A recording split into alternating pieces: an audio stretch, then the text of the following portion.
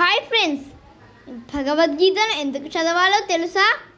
భగవద్గీత ఈ కలియుగానికి ఒక గొప్ప మనోవిశ్లేషణ గ్రంథం. అర్థం చేసుకున్న వారికి, తెలుసుకున్నంత జ్ఞానాన్ని పంచుతుంది భగవద్గీత. ఏ వైద్యుడు చేయలేని గొప్ప మానసిక వైద్యం భగవద్గీత ద్వారా సాధ్యం అవుతుంది. భగవద్గీత ఎప్పుడు చదవాలి, ఎందుకు చదవాలి వంటి విషయాల్లో ఒక్కో మాట చెబుతుంటారు.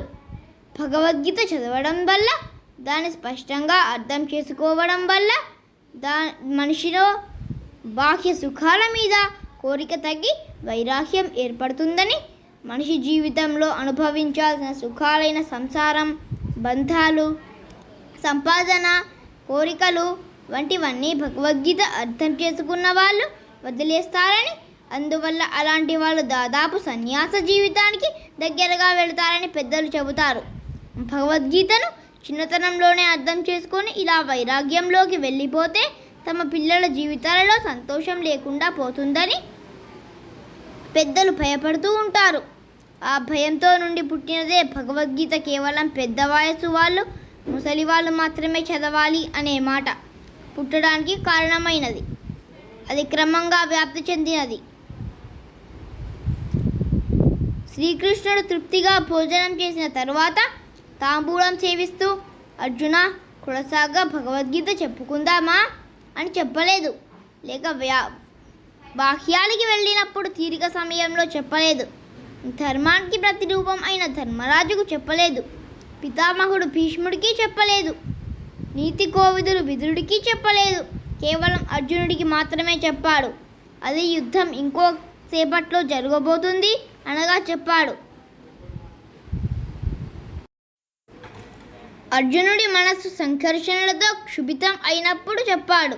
తాను యుద్ధం చేయను అనే నిర్వేదం అర్జునుడిని అవహించినప్పుడు చెప్పాడు.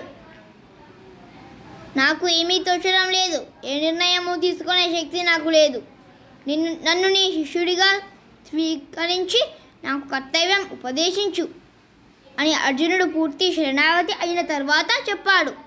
నానుశోచంతి అనే పదంతో మొదలుపెట్టి మాశూచ అనే పదంతో పూర్తి చేశాడు. అంటే ఏడవవద్దు అని అర్జునుడి కన్నీళ్లు తుడిచాడు.